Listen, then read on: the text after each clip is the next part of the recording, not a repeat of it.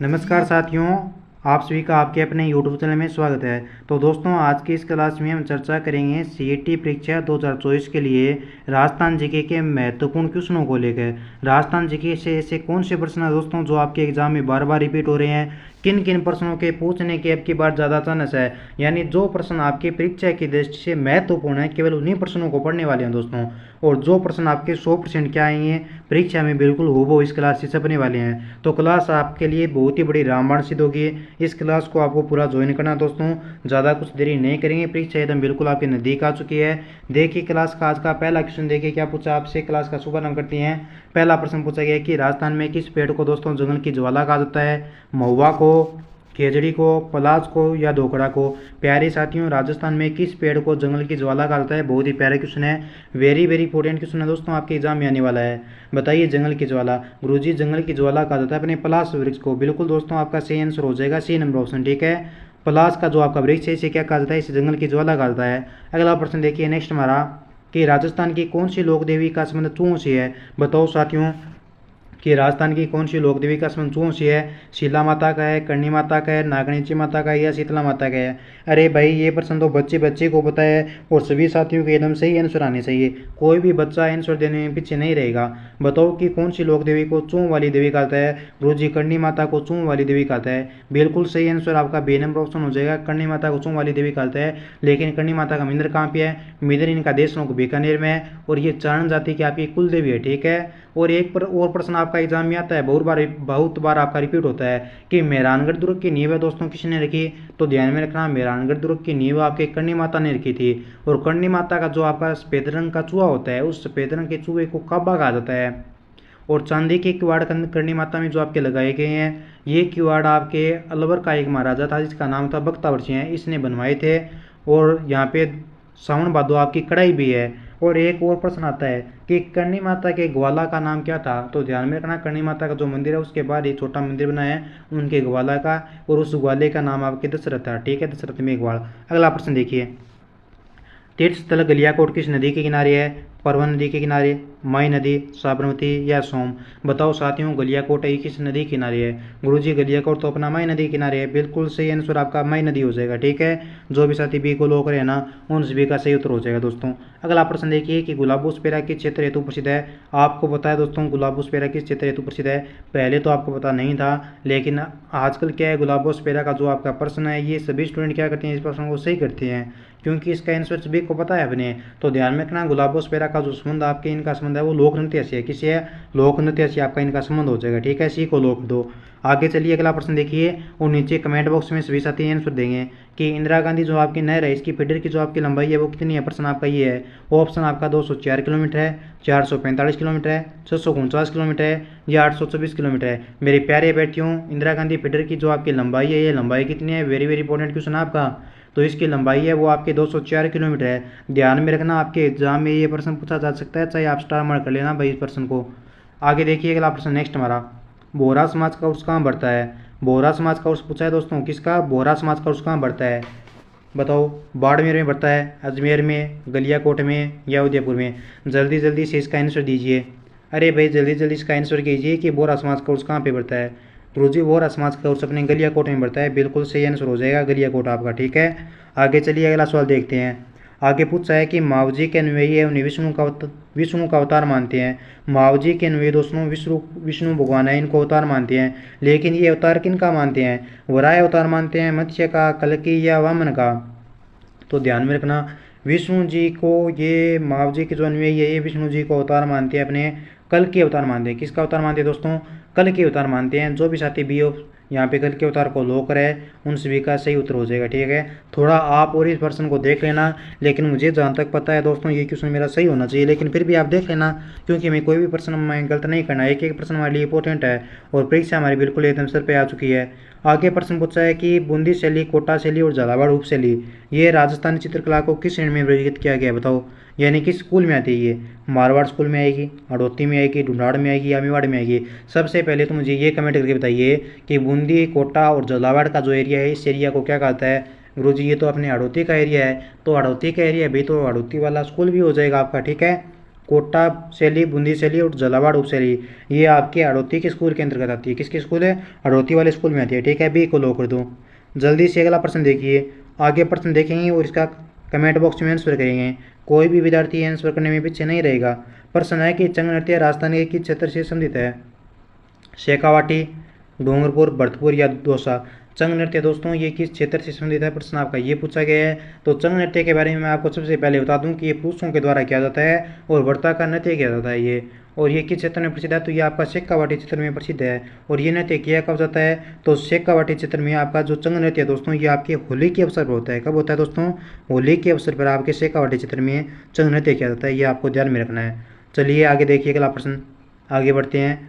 गंगा नहर कौन सी नदी से निकाली गई? बताओ भाई, गंगा नहर किस नदी से निकाली गई है? गंगा से निकाली, सतलज से, व्यास से या रावी से? गंगा नहर दोस्तों कौन सी नदी से निकाली गई? तो इसका सही आंसर हो जाएगा आपका बी नंबर ऑप्शन, सतलज नदी से आपकी क्या है? गंगा नहर निकाली गई थी। ठीक है, बी को लो को दो साथियों। नेक्स्ट क्वेश्चन देखिए। जीवन बरदुले के वेश में रहने वाले संत कौन थे दोस्तों? सुंदरदास जी थे, रज्जब जी थे, रामपाल दास जी या माधोदास जी? अब नीचे आपको कमेंट करना दोस्तों कि होलिका का जो आपका पति था कौन सा दोस्तों? होलिका। होलिका का जो आप पति था उसके पति का नाम क्या था? क्या होलिका के पति का नाम आपके रज्जब जी था? नीचे कमेंट कीजिए। तो जीवन बरदुले के वेश में कौन रहे? जीवन बरदुले के वेश में आपके रज्जब जी रहे थे। ठीक है, बी को लो दो साथियों। जिन्होंने बी को लो किया ना उन सभी का सही उत्तर होगा। आगे प्रश्न पूछा आपसे कि वर्षा को जलवायु प्रदेशों के वर्गीकरण के आधार पर कितने भागों में बांटा गया है? दोस्तों किस वैज्ञानिक ने जलवायु को वर्षा के आधार पर बांटा है? प्रश्न आपका ये है। कोपेन ने बांटा, टिवार्था ने बांटा या थर्नवेट ने बांटा? तो ध्यान में रखना जलवायु प्रदेशों का वर्गीकरण अलग अलग वैज्ञानिकों ने आपका किया है, लेकिन वर्षा के आधार पर जलवायु प्रदेशों का जो आपका वर्गीकरण किया है ये दोस्तों आपके टिवार्था ने किया है। किसने किया है? ये आपके टिवार्था ने किया है। और इसने जलवायु भागों को कितने भागों में बांटा ये बताइए मुझे। जलवायु प्रदेशों को टिवार्था ने कितने भागों में बांटा है? कमेंट कीजिए। आगे देखो अगला प्रश्न, आगे चलिए। राजस्थान का आदर जिला कहलाता है? राज्य का आदर जिला राजस्थान राज्य का उदयपुर होगा, झालावाड़ होगा, बांसवाड़ा होगा या चित्तौड़गढ़ होगा? थोड़ा सा दिमाग लगाना है और दिमाग लगा के यूँ चुटकियों में इस प्रश्न को सोल्व कर दो कि राजस्थान राज्य का आदर जिला किसे कहा गया है? तो आदर जिला अपने झालावाड़ को कहता है। ठीक है, जो भी साथी बी नंबर ऑप्शन को लो करे ना उन सभी का सही आंसर हो जाएगा। दोस्तों एक प्रकार से ये आपका क्या है? मॉडल पेपर है। ठीक है, एक प्रकार से क्या आपका मॉडल पेपर है। मैं आपको 1-2 सेकंड का टाइम देता हूँ ताकि आप क्या कर दो? सही आंसर कमेंट बॉक्स में कर दो। ये आपकी परीक्षा से पहले वाली परीक्षा है। ठीक है, राजस्थान के किन जिलों में दोस्तों मध्यम काली मिट्टी पाई जाती है? बताओ। कोटा, बूंदी, झालावाड़ में, उदयपुर, डूंगरपुर, बांसवाड़ा में, टोंक, अजमेर, पाली में, चूरू, झुंझुनू या सीकर में? किन जिलों में मध्यम काली मिट्टी पाई जाती है? काली मिट्टी आपको पता है नीचे जो कोटा का एरिया है उसमें पाई जाती है। कोटा, बूंदी और झालावाड़ में कौन सी मिट्टी पाई जाती है? कोटा, बूंदी और झालावाड़ में दोस्तों मध्यम काली मिट्टी पाई जाती है। सही उत्तर आपका ये नंबर ऑप्शन हो जाएगा। दोस्तों ये क्लास में फिर से दोबारा रिकॉर्ड कर रहा हूँ क्योंकि पहले कुछ टेक्निकल इशू हो गया था, उस वजह से रिकॉर्ड नहीं हुई है। आगे बताइए कि नट क्या है? एक लंबी बांसुरी है, लकड़ी की 4 पट्टियाँ है या जुड़वा बांसुरियाँ या एक तार वाला वाद्य यंत्र है? नड़ क्या है? बहुत बार आपके एग्जाम में रिपीट हुआ है और इस बार भी इस क्वेश्चन के आने के चांस है, तो ध्यान में रखना। गुरुजी क्या है? नड़ है। नड़ गुरुजी एक प्रकार की अपनी लंबी बांसुरी होती है। बिल्कुल मेरे प्यारे बेटियों से आंसर आपका ये नंबर ऑप्शन हो जाएगा। नड़ क्या है? एक प्रकार की लंबी बांसुरी होती है। आगे देखो अगला प्रश्न क्या पूछा है। आगे प्रश्न पूछा है कि रागमाला किसके द्वारा रचित गई? रागमाला किसके द्वारा रची गई? बताओ दोस्तों। पुंडरीक विठल के द्वारा, कुंभा के द्वारा, उस्ताद चांद खान या पंडित बाबूभट्ट? तो रागमाला के जो आपके रचिता है ये आपके पुंडरीक विठल हो जाएंगे। कौन हो जाएंगे? पुंडरीक विठल ने आपके रागमाला की रचना की थी। एक को लो कर दो। और पुंडरीक विठल का एक और अन्य आपका ग्रंथ है, कौन सा है? राग मंजरी। पूछे ना आपसे कि राग मंजरी इसकी रचना किसने की? तो इसकी रचना वो आपके पुंडरीक विठल ने की थी। ये भी आपको ध्यान में रखना है। ठीक है, राग मंजरी होगी, राग चंद्रोदय होगी, दुनी प्रकाश ग्रंथ हो गया, इनकी रचना आपके पुंडरीक विठल ने की थी। नेक्स्ट क्वेश्चन देखिए। राजस्थान के किस क्षेत्र की रमत अधिक प्रसिद्ध है? बहुत बार पूछा गया आपसे एग्जाम में। जालोर, जोधपुर, बीकानेर या नागौर? फटाफट से नीचे क्या कीजिए? कमेंट कीजिए कि राजस्थान के किस क्षेत्र की रमत अधिक प्रसिद्ध है। रमत पूछा आपसे, रमत आपको पता है कहाँ की? बीकानेर के अधिक प्रसिद्ध है। कहाँ की दोस्तों? रमत आपके बीकानेर के अधिक प्रसिद्ध है। राइट आंसर हो जाएगा आपका सी नंबर ऑप्शन। ठीक है, जो भी साथी सी ऑप्शन को कमेंट कर रहे हैं उन सभी का सही होगा भाई। आगे प्रश्न पूछा गया हमारा कि वन संरक्षण अधिनियम में इसको स्वीकृत कब किया गया? 1990 में, 1955 में, 1980 या 2000 में? बताओ वन संरक्षण अधिनियम स्वीकृत को वन संरक्षण अधिनियम इसको स्वीकृत कब किया गया? तो इसको स्वीकृत आपके 1980 में किया गया। अगर फिक्स आपसे डेट पूछे तो ध्यान में रखना, फिक्स डेट इसकी 25 जुलाई थी उस दिन, ठीक है। 25 जुलाई 1980 को वन संरक्षण अधिनियम आपका स्वीकृत किया गया था। आगे देखो अगला प्रश्न क्या पूछा है, बहुत ही प्यारा प्रश्न है कि राजस्थान के किन जिलों में वर्टिसोलस मृदा नहीं पाई जाती है? वर्टिसोलस मृदा नहीं पाई जाती है, प्रश्न आपका ये है। कोटा बूंदी, बाराकोटा, बीकानेर, चूरू या बांसवाड़ा झालावाड़? बताओ फटाफट से नीचे कमेंट कीजिए। वर्टिसोलस मृदा, वर्टिसोलस मृदा गुरु जी अपने हड़ौती के क्षेत्र में पाई जाती है। बिल्कुल हड़ौती के क्षेत्र में आपकी वर्टिसोलस मृदा को पाई जाती है, जो आपकी कोटा बूंदी बारा झालावाड़ के एरिया है उसमें, ठीक है। लेकिन ये किन जिलों में नहीं पाई जाती यहाँ पे ये पूछा है। तो कोटा बूंदी बारा झालावाड़ ये तो आपका क्या हो गया दोस्तों, हड़ौती का एरिया हो गया। लेकिन पाई कहाँ पे नहीं जाती है? तो बीकानेर और चूरू के एरिया में ये नहीं पाई जाती है, ठीक है। सी ऑप्शन आपका सही हो जाएगा। आगे देखिए, सभी साथियों को एक बार नमस्कार दोस्तों, जो भी साथी नए जुड़े हैं उन सभी का इस क्लास में हार्दिक स्वागत है। आगे प्रश्न पूछा आपसे कि मेवाड़ चित्रशैली, बताओ मेवाड़ी है ना, एक बार मैं देख लेता हूँ, थोड़ा रुकना भाई। हाँ दोस्तों, मेवाड़ जो आपकी चित्रकला शैली है इसका सबसे प्राचीन चित्रित ग्रंथ पूछा है। मेवाड़ चित्रकला शैली है, इसका सबसे प्राचीन चित्रित ग्रंथ कौन सा है? सुपासन है, चरियम है, रागिनी है, भागवत है या श्रावण प्रतिक्रमण सूत्र चुन्नी है? बताओ श्रावक प्रतिक्रमण सूत्र चुन्नी है। ये दोस्तों आपके मेवाड़ चित्रकला शैली का ये सबसे प्राचीनतम ग्रंथ माना जाता है आपका, कौन सा? श्रावक प्रतिक्रमण सूत्र चुन्नी। बहुत ही प्यारा क्वेश्चन है, वेरी वेरी इंपॉर्टेंट क्वेश्चन है, नोटबुक में नोट कर लो चाहे। अगला प्रश्न देखो, सेवन व लवण घास है ये राजस्थान के किन जलवायु प्रदेशों में मिलती है? बताओ अर्धशुष्क, उपाद्र, आर्द्र या शुष्क? देखिए दोस्तों, सेवन घास कहाँ पे पाई जाती है? आपको होता है सेवन घास ये अपने जैसलमेर के एरिया में मिलती है वहाँ पे, ठीक है। तो ये किस जलवायु भाग में आती है ये पूछा आपसे। तो सेवन घास दोस्तों आप क्या आएगी? शुष्क जलवायु भाग में। कौन से शुष्क जलवायु प्रदेश में आ जाएगी? सेवन घास आपके शुष्क जलवायु प्रदेश में आती है। डी नंबर ऑप्शन को लो कर दो। अगला प्रश्न देखो, राजस्थान में नगर निगम के प्रमुख को क्या कहा जाता है? नगर निगम का जो प्रमुख होता है साथियों उसको क्या कहते हैं? अध्यक्ष कहते हैं, सभापति कहते हैं, महापौर या नगर प्रमुख? बताओ नीचे कमेंट करो। एक बार सभी विद्यार्थी इस क्लास को शेयर कर देंगे ताकि जो भी आपके भाई बहन सीईटी परीक्षा की तैयारी कर रहे हैं उन तक ये क्लास बड़ी आसानी से सावधानीपूर्वक पहुँच जाए और वे इस क्लास का लाभ उठा पाएँ। बताओ नगर निगम के प्रमुख को कहते हैं? गुरुजी नगर निगम का प्रमुख महापौर कहलाता है। बिल्कुल साथियों, नगर निगम का जो आपका प्रमुख होता है उसको महापौर कहते हैं। सी को लो कर दो दोस्तों, क्या कर दो? सी को लो कर दो। आगे चलिए, मोरचंग क्या है?